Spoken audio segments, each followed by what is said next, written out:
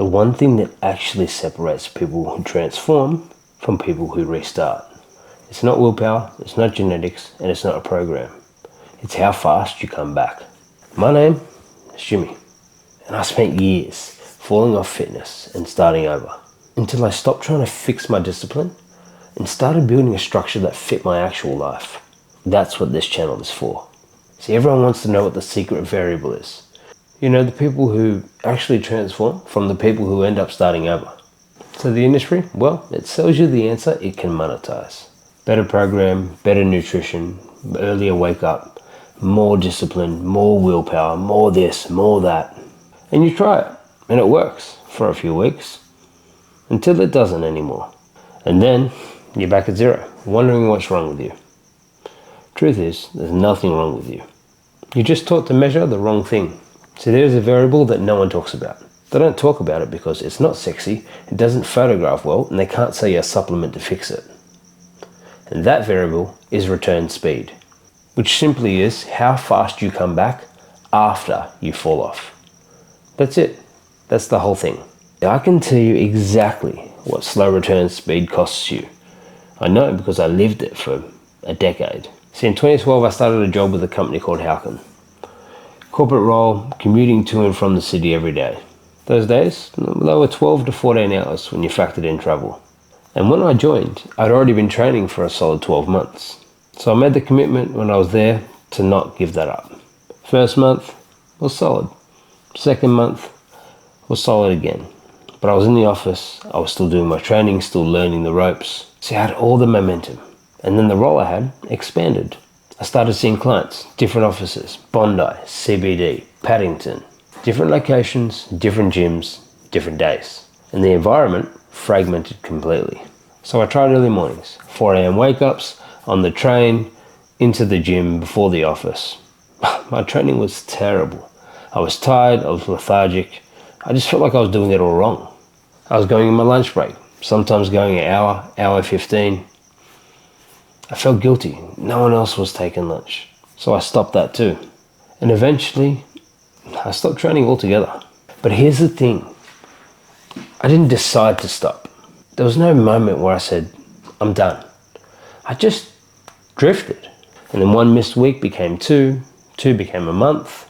And before I knew it, the gap between where I was and starting again was so big that I felt like I had to start from scratch.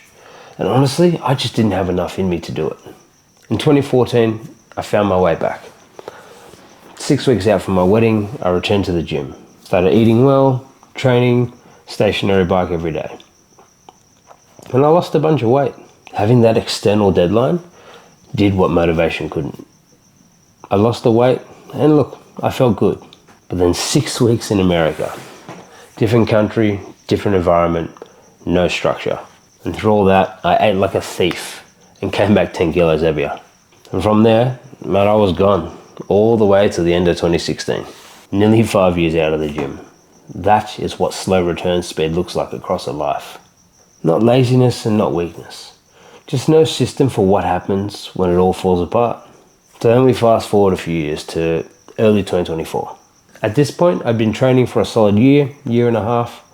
I had an online personal training business with my brother. We had built that coming off the back of driving a courier van for 80 plus hours a week. And unfortunately, it collapsed.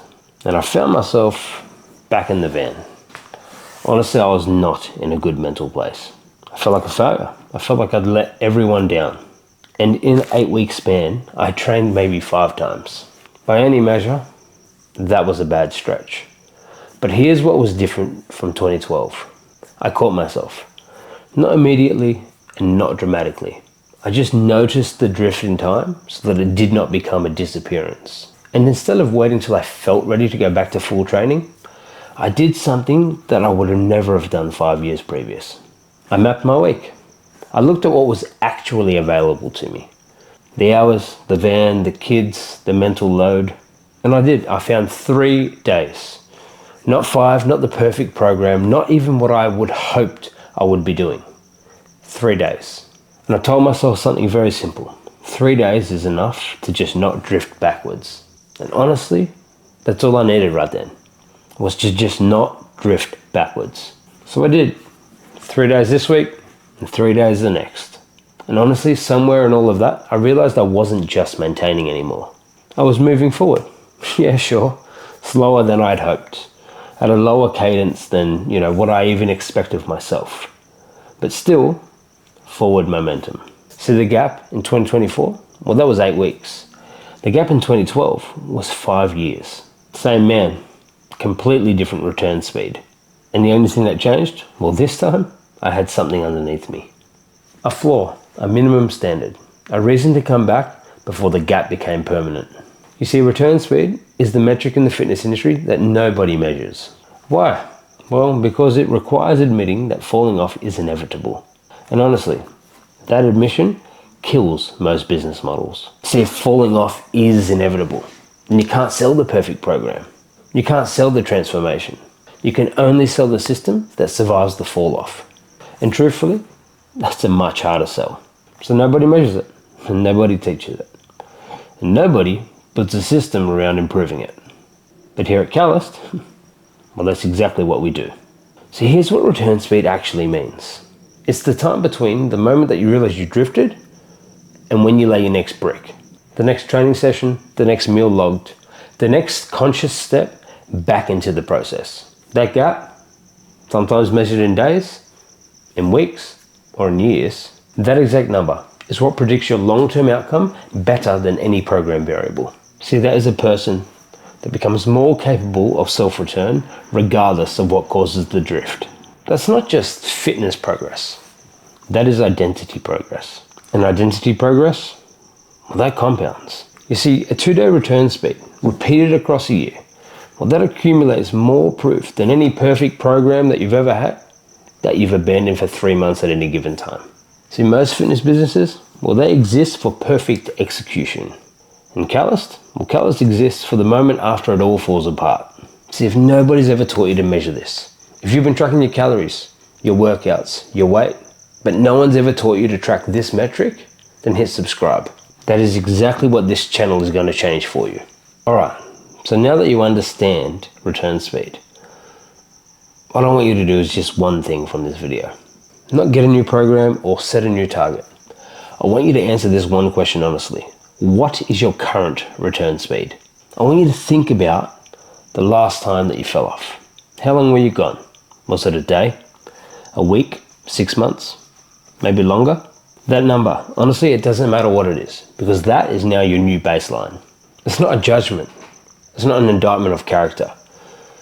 It's a starting point, because the only direction that it needs to move from here is down. So shorter gaps, faster returns, more continuity. That's the whole game. Drop your number in the comments below. What is your longest gap between falling off and coming back? See, every video in this channel is going to come back to this one concept. Because return speed for us, it's not just a metric. It's our philosophy. It's the thing that Calloused is built around. Not perfection, not consistency, and not discipline. The return. And look, no matter where you're starting from or how long you've been gone, at any point you can make the decision to draw the line, protect your floor, stay in the game, become calloused.